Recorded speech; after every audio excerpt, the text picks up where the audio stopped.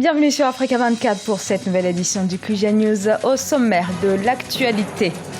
Une rencontre sur fond de tensions politiques et économiques. Le chef de l'État sud-africain Jacob Zuma s'est rendu au Nigeria pour rencontrer le président nigérian Mahamadou Buhari. Objectif, relancer la coopération bilatérale entre les deux États.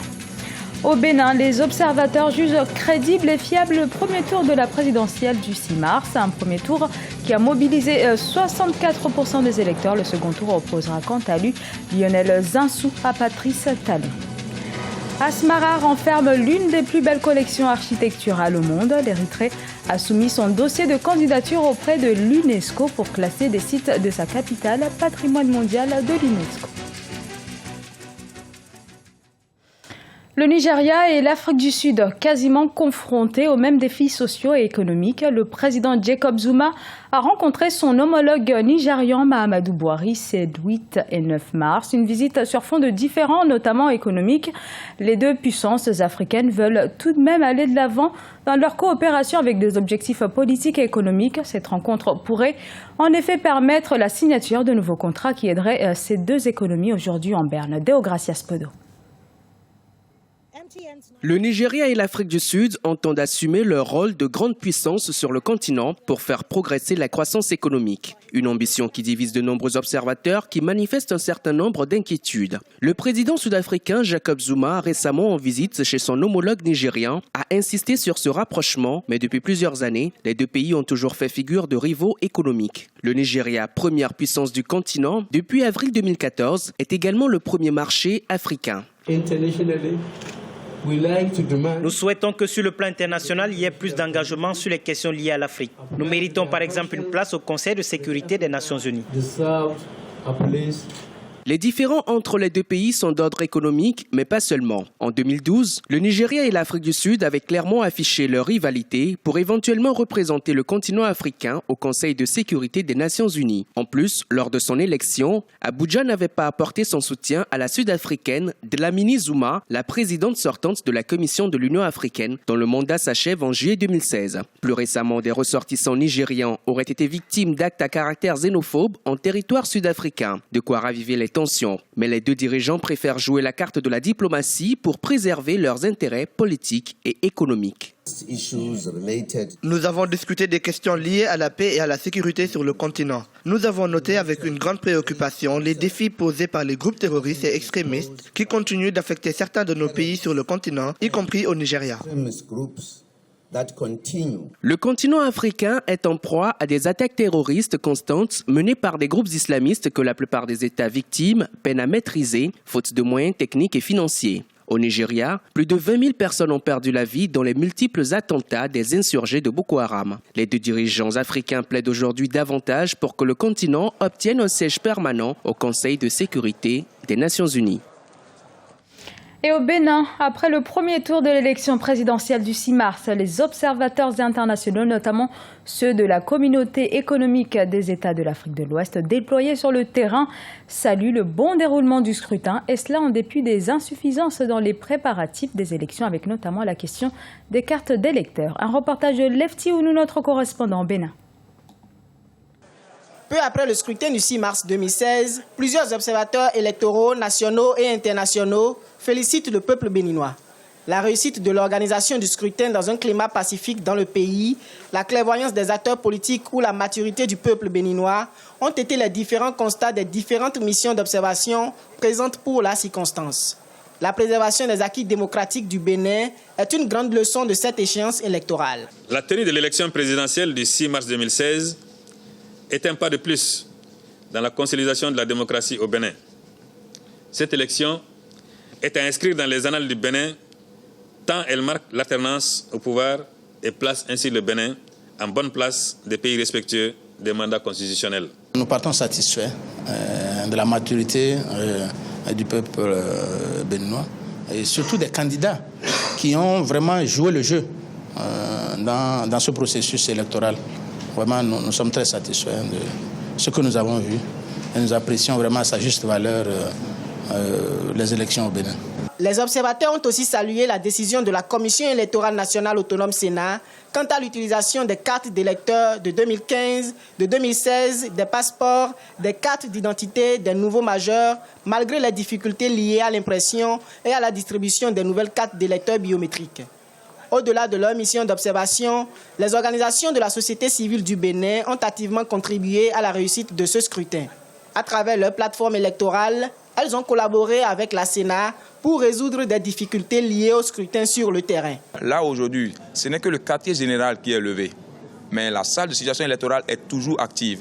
Les différentes chambres sont toujours actives et nous allons continuer dans la même démarche que par le passé, continuer par suivre le processus. La preuve, des recommandations sont déjà applicables. Qu'on le veuille ou non, nous devons continuer de discuter avec le CNT pour voir dans quelle mesure le joueur, le plateau devrait recevoir leur carte. Plusieurs recommandations ont été formulées par les différentes missions d'observation par rapport à la suite du processus électoral en cours. Au regard des tendances de la Sénat, le second tour annonce un duel entre le candidat de l'Alliance républicaine Lionel Zinsou et l'homme d'affaires Patrice Talon. Tous les regards sont tournés vers la Cour constitutionnelle pour la proclamation des résultats du scrutin du 6 mars 2016. Élection présidentielle également en République du Congo. La campagne se poursuit en vue du premier tour du 20 mars 2016. 9 candidats sont en lice, dont André Okombi Salissa, le président de l'Initiative pour la démocratie au Congo, a entamé ce 9 mars un marathon de meeting dans 3 arrondissements de Brazzaville. L'occasion de mettre en lumière son programme structuré autour des problématiques rencontrées par les jeunes Congolais. Voyez ce reportage de Deva Panzou, notre envoyé spécial au Congo. La voix du peuple, c'est la voix de qui? La jeunesse au cœur de l'action publique. C'est le message qu'Okombi Salissa a adressé lors du meeting qu'il a tenu ce mercredi 9 mars dans le 2e arrondissement Bas-Congo. Okombi Salissa a promis d'agir en faveur de la jeunesse dès la première année de son mandat s'il est élu président de la République. Pourquoi le candidat de la jeunesse? Parce que tout mon programme se focalise autour de la jeunesse. Toute mon action sera de mettre la jeunesse au cœur de l'action publique. Vous allez me dire pourquoi? Pourquoi? Parce que la jeunesse, c'est la force dynamique, c'est la grande énergie, sans laquelle on ne peut pas construire la maison Congo. Parce que la jeunesse, dans tous les pays, pour se développer, il faut la force productive. La jeunesse symbolise la vraie force. Okombi Salissa a également encouragé la retraite politique afin de permettre aux jeunes de prendre le relais. Les jeunes ont réclamé l'emploi et l'amélioration des conditions d'études. Les jeunes étudiants, nous voulons des études dans de bonnes conditions. Déjà, au Congo, c'est un pays, comme les gens le pensent, un pays qui est rongé par la corruption. Même au niveau des universités, c'est la corruption. Aujourd'hui, là, les études au Congo sont bafouées dans le sens où, quand vous trouvez des diplômes, vous restez à la maison, on ne prenne pas soin de vous. Le 20 mars 2016, le peuple doit sanctionner le président Sassou, a ajouté Okombi Salissa. Il a fustigé la lenteur de distribution des cartes électorales. Et sachez que pour cette présidentielle en République du Congo, vous pourrez suivre ce soir en direct sur notre antenne une émission spéciale qui lui est dédiée avec pour thème « Quel doit être le rôle de l'opposition pour le renforcement de la démocratie au Congo ?» C'est à suivre à partir de 19h30 GMT. Le prochain Albert Einstein viendra-t-il d'Afrique? C'est la grande question posée en ouverture du Next Einstein Forum. Le Next Einstein Forum, qui s'est ouvert donc à Dakar, c'est la première édition de ce rassemblement de chercheurs et de scientifiques venus du monde entier. Et l'enjeu de la plateforme africaine, défendre le rôle de la jeunesse du continent dans l'innovation scientifique. Gladys Mwamba. Un forum international pour promouvoir la recherche scientifique en Afrique. La première rencontre internationale du NEF, Next Einstein Forum, a débuté le mardi 8 mars 2016 à Dakar, au Sénégal, sous le patronage du président sénégalais Macky Sall et de son homologue rwandais, le président Paul Kagame. À cette rencontre à laquelle d'éminents chercheurs venus du monde entier ont assisté, le chef de l'État sénégalais a lancé un appel pour renouer avec l'innovation scientifique sur le continent. Des initiatives comme celle du NEF contribuent à encourager les chercheurs africains à persévérer, et à aller encore plus loin sur le chemin de la recherche scientifique.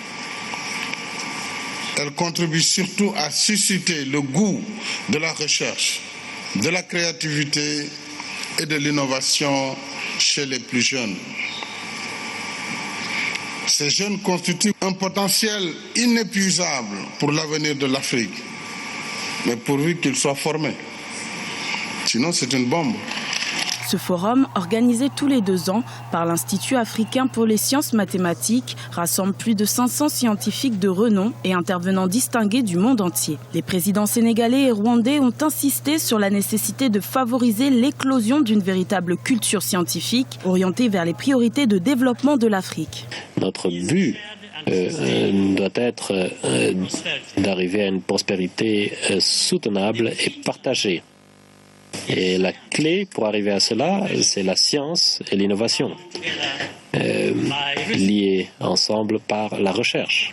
La promotion d'un label scientifique en phase avec les priorités du continent a aussi été évoquée par les 2 chefs d'État. Éviter les fuites des cerveaux hors du continent est l'un des enjeux du NEF. Ce forum lance un appel fort à l'investissement des entreprises dans la science pour alimenter la recherche et l'innovation. Un forum de 3 jours qui clôt ses travaux ce jeudi 10 mars dans la capitale sénégalaise.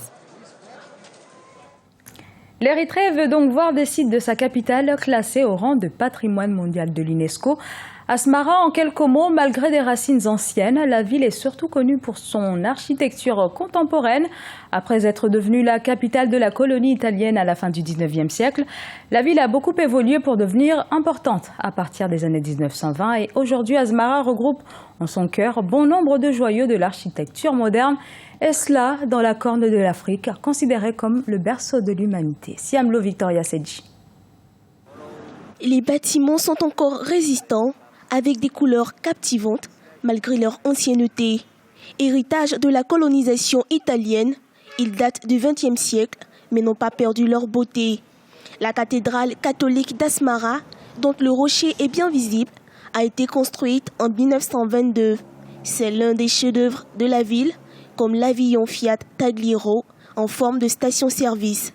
Les avenues élégantes, encadrées par de grands complexes artistiques, en gardent leur décor en marbre.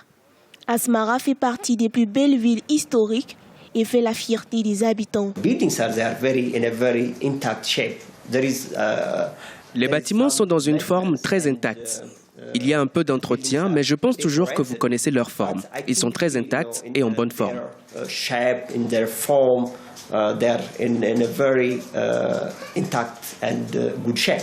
It was built by the same architects and engineers who built the buildings and the town planning. Il a été construit par les mêmes architectes et les ingénieurs qui ont construit les bâtiments et fait la planification de la ville.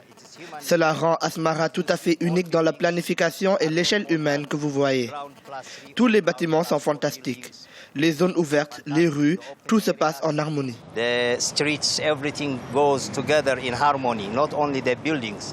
Les autorités ont dressé un inventaire d'environ 4300 bâtiments dans le périmètre historique d'Asmara. Asmara bénéficiera d'une assistance technique afin de rénover et préserver ses bureaux, maisons et bâtiments gouvernementaux historiques. Le futur patrimoine mondial pourrait alors attirer des visiteurs et permettre de belles perspectives touristiques. Un autre aspect, il y a des attractions pour le tourisme à visiter nos belles villes. Je pense que cela va générer des emplois de secteurs touristiques différents aux entreprises. Il y a donc des avantages économiques. Nous pouvons également bénéficier de l'assistance technique de l'UNESCO, en particulier sur la conservation de ce riche patrimoine. L'histoire architecturale de Asmara a peu changé au fil des années, en dépit de la guerre et des troubles. Asmara est le symbole d'un riche patrimoine historique et architectural. Considérée par beaucoup comme l'une des plus belles villes d'Afrique, son entrée au patrimoine mondial de l'UNESCO sera un rappel de l'assujettissement colonial et l'espoir d'une source prometteuse pour le développement économique du pays. Ce journal a été réalisé par l'ensemble de la rédaction. Nous vous remercions pour votre fidélité. Dans un instant, une nouvelle édition de l'actualité sur Africa 24.